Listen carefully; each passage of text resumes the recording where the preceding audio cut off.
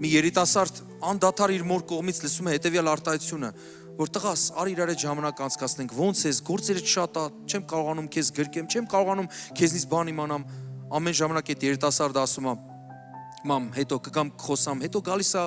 երեկոյան արդեն հոգնած, դե մայրն էլ միշտ հասկացողի դերում պիտի լինի, գնում է քնելու, հոգնած է ու եւ այսպես երկար ժամանակ հանկարծ մի օր գալիս է, տեսնում է դուռը փակ, ինչ որ մարդիկ շրջապատել են իրաց տունը։ Ու տեսնում է բժիշկներ են, տեսնում է ոստիկանության աշխատակիցներ են, ու գալիս տեսնում է դուռը փակ, ասում են, գիտես քո մայրը այլևս չի շնչում։ Ու այդ տղայի ներսում ամեն ինչ աշխարհը փուլ է գալիս, տակն ու վրա է լինում։ Ասում է, չէ՞ որ ես գրել էի, նամակ էի գրել, ման վաղը, հետո լսեք, ժամանակը երբ որ մեռնում է, էլ չի գալիս։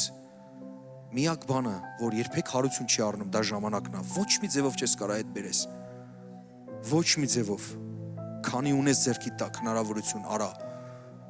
Սիրելու ժամանակն է, սիրի, ներողություն խնդրելու ժամանակն է, ներողություն խնդրի։ Գրկելու ժամանակն է, գրկի։ Վիճաբանությունը սկսվեք կանգնեցրու։ Այնքան թանկ է, գնում է։ Տեսել եք այն ավազի ժամացույցները, մեկ էլ վերջանում է, վերջին այդ հատիկներն են ավազի են, մանր հատիկները վերջանում են ու ամեն ինչ ոնց որ կանգնի։ Սիրելիներ, այս կյանքի անունը քննություն է, ճիշտ տանք, ճիշտ հանձնենք, գնահատեք այն մարդկանց, ովքեր որ ձեր կողքն են։ Եթե Տերը ասել է,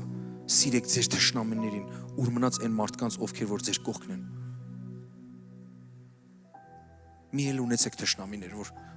կամ սիրեք կամ չսիրեք։